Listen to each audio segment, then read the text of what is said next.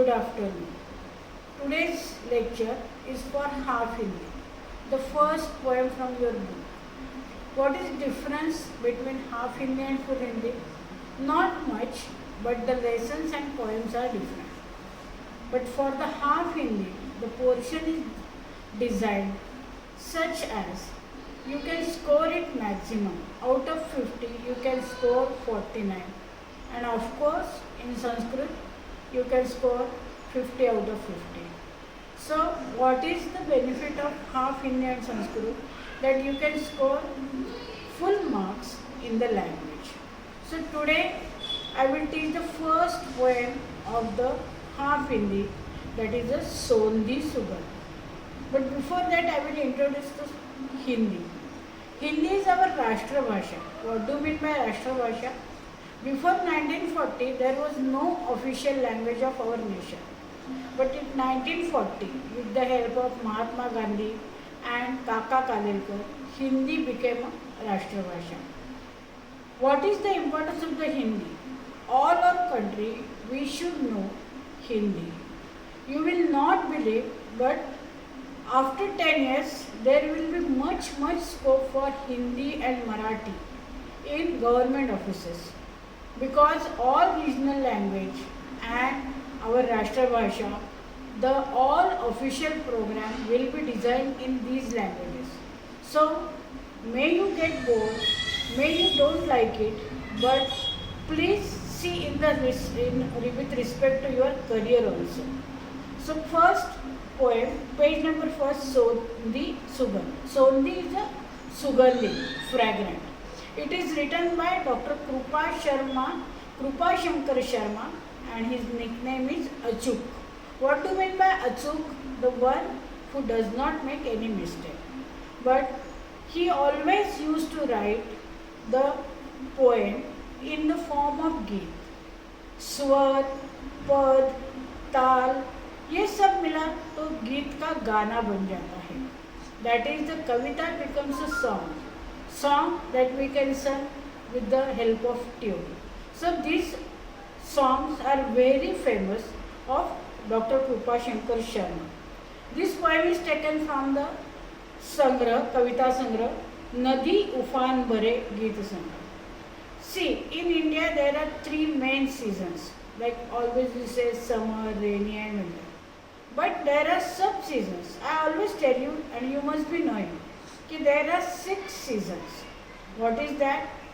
The spring. Spring means the new year, new blooming, everything pleasant, everything not much cold, not much hot. That is spring. After that comes Grishma. Spring is a Vasant. Then Grishma. Grishma is the hottest summer. It is very hot. What we are experiencing today. After Grishma, that is a rainy season या वर्षा. वर्षा के बाद शरद ऋतु. शरद ऋतु में क्या होता है? All the crops are ready. और ये Sharad Purnima, that is अपना दशहरा, गरबा, नवरात्रि, वो सीजन बहुत अच्छा होता है. And Diwali also. After that, Hemant. What do you mean by Hemant? It is a cold. But it is not too much cold. And the last is Shishir, that is a autumn. ऋतुओं का चक्र अपने जिंदगी से भी निगड़ित है. जैसे autumn के बाद स्प्रिंग की आना अनिश्चित है, वैसे हमारे जीवन में जो भी बुरे दिन आते हैं उसके बाद अच्छे दिन जरूर आते हैं. तो इसका उपयोग स्पेशली हिंदी कविता में, हिंदी साहित्य में ज़्यादा किया है. दिन के बाद रात, रात के बाद दिन, या ऑटम के बाद स्प्रिंग, शिशिर के बाद वसंत, ये सब के. लेकिन ये जो कविता है सौंधी सुगंध, देखो जब ग्रीष्म मतलब हॉटेस्ट समर होता है, उसके बाद हमारा जी इतना तड़पने लगता है कि हमें ऐसा लगता है कि कब वर्षा आएगी, कब बारिश आएगी. आजकल लोग एसी यूज़ करते हैं, कूलर्स तो बहुत आम रूप से यूज़ करते हैं, लेकिन फिर भी जो नेचुरल ठंडाई है, नेचुरल ये है, ये जो मिलता है वो हमें कहीं से भी नहीं मिलता वर्षा के सिवा. So we always wait for this. जैसे जैसे मई लगता है, मई महीना लगता है, वैसे ज़्यादा गर्मी, इतना दिन उफन आता है, इतना दिन बेचैन होता है।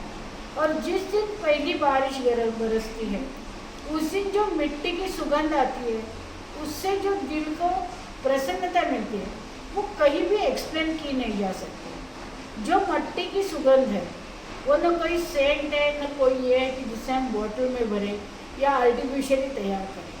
वो जो नेचुरल सुगंध है, वो मिलकर जो हमारे नाक में जो जाता है सुगंध, उसकी कहीं भी कंपैरिजन नहीं हो सकती। तो ये सौंधी सुगंध के बारे में कवि ने लिखा है।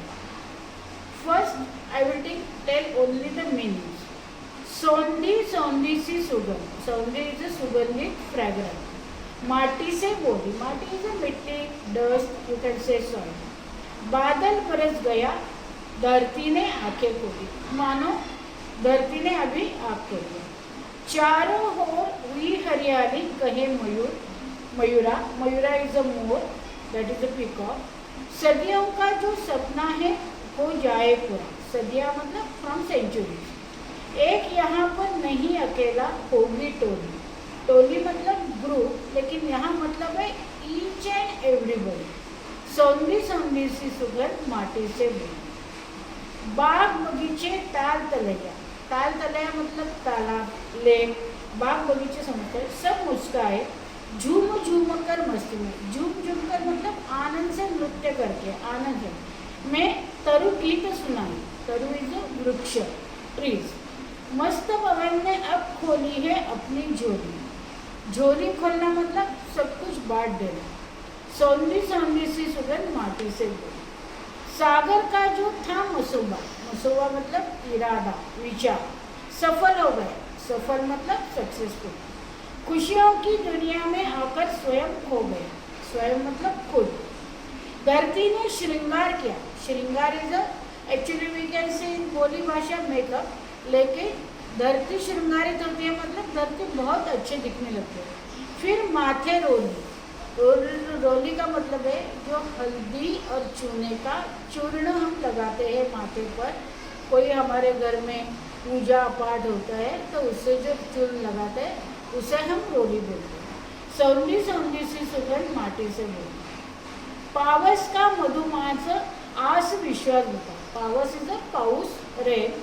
मधुमास इज अ स्प्रिंग, वसंत। आस विश्वास बढ़ता। आस इज वॉट, आस्था, विश्वास, सब एक ही। आस मतलब अपनी इच्छा है, विश्वास बढ़ाता।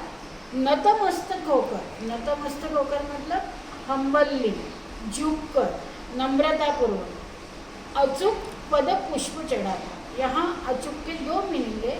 एक लेखक का, कवि का नाम है, और उधर अचूक मतलब बिना गलती किए। पद पुष्प चढ़ाता।